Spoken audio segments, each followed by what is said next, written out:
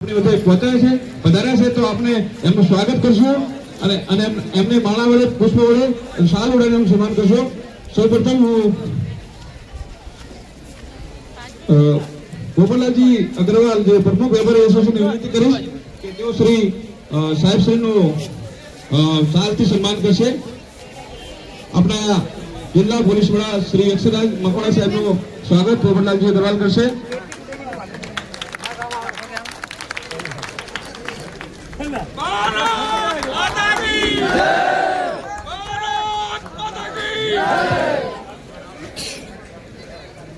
भारत माता की, भारत माता की, वंदे वंदे वंदे.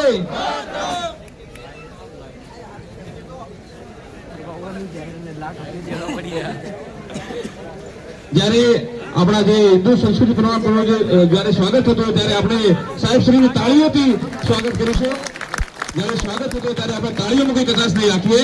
ત્યારબાદ હું રાજેન્દ્રભાઈ શર્મા સ્વાગત માટે વિનંતી કરીશ કે તેઓ સાહેબ શ્રી અક્ષરાજ મકવાણા સાહેબનું સ્વાગત કરશે. હું પોતે જાતે રામલાલપુરા મહામંત્રી તાલુકા ભાજપ, હું એસપી સાહેબનું સ્વાગત કરીશ માલાથી.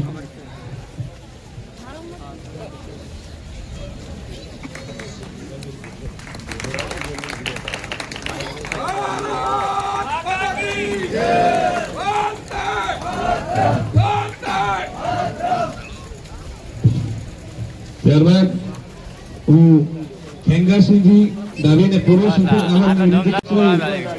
અક્ષરાજ મકવાણા સાહેબનું માળાથી સ્વાગત કરશે.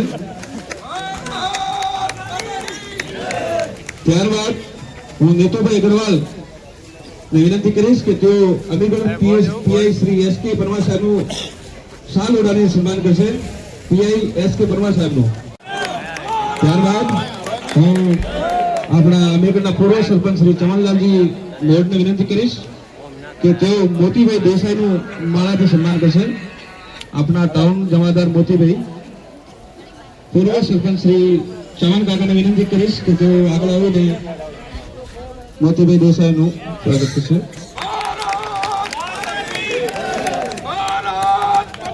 હું મદનલાલ અગ્રવાલ સમાજ પ્રમુખને વિનંતી કરીશ કે તેઓ પણ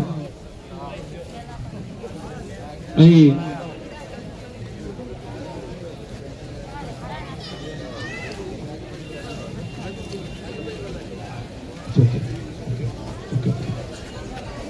ઓકે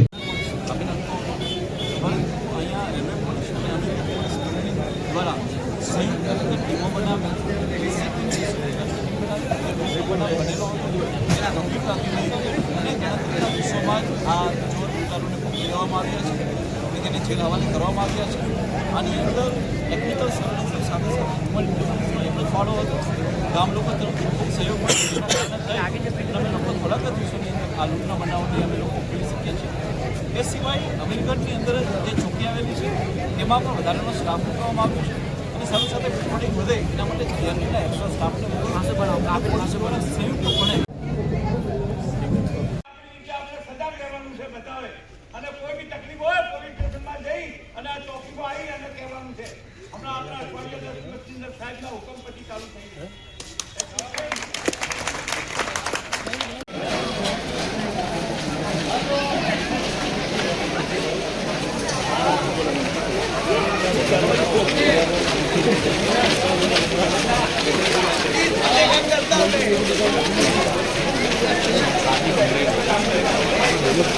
મહેનત લાગશે તમારું.